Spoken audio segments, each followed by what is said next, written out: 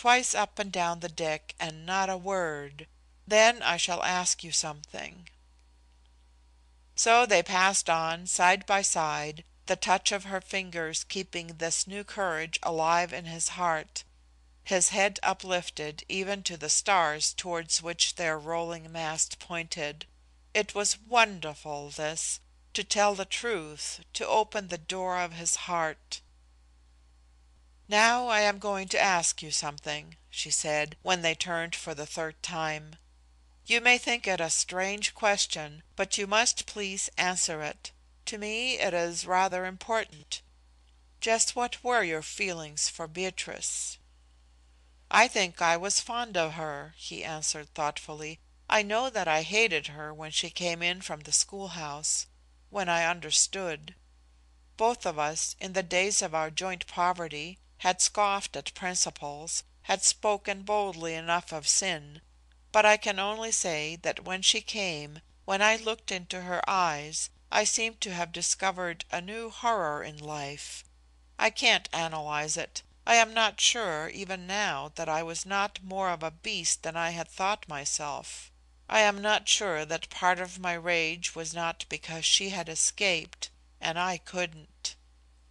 "But your personal feelings, that is what I want to know about," she persisted. He dug down into his consciousness to satisfy her. "Think of what my life in London had been," he reminded her. "There wasn't a single woman I knew with whom I could exchange a word. All the time I loved beautiful things, and beautiful women, and the thought of them.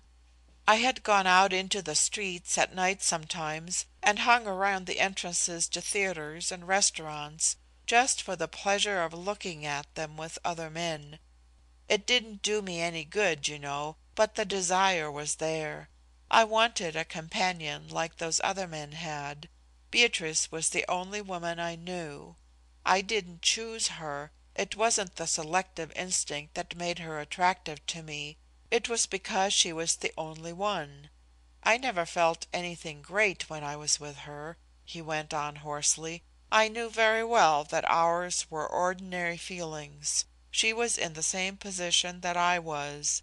There was no one else for her either. Do you want me to go on?" She hesitated. "Don't be afraid. I am not quite mad," he continued. "Only I'll answer for you the part of your question you don't put into words. Beatrice was nothing to me but an interpretress of her sex. I never loved her.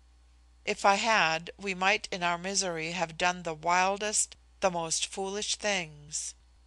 I will tell you why I know so clearly that I never loved her.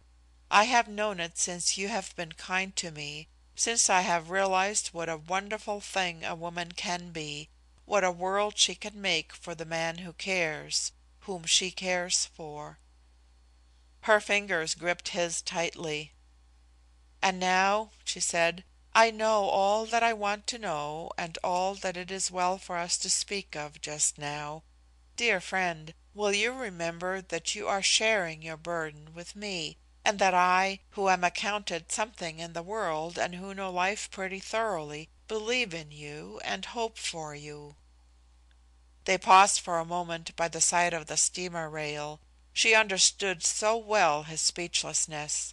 She drew her hand away from his and held it to his lips. "Please kiss my fingers," she begged. "That is just the seal of our friendship in these days. See how quickly we seem to plow our way through the water. Listen to the throbbing of the engine, always towards a new world for you, my friend. It is to be an undiscovered country. Be brave, keep on being brave, and remember." The words seemed to die away upon her lips. A shower of spray came glittering into the dim light, like flakes of snow falling with unexpected violence close to them. He drew her cloak around her and moved back. "Now," she said, "I think we will smoke, and perhaps, if you made yourself very agreeable to the steward in the smoking room, you could get some coffee."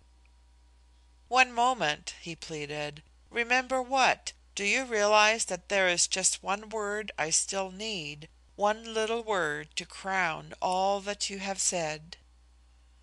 She turned her head towards him. The trouble and brooding melancholy seemed to have fallen from his face.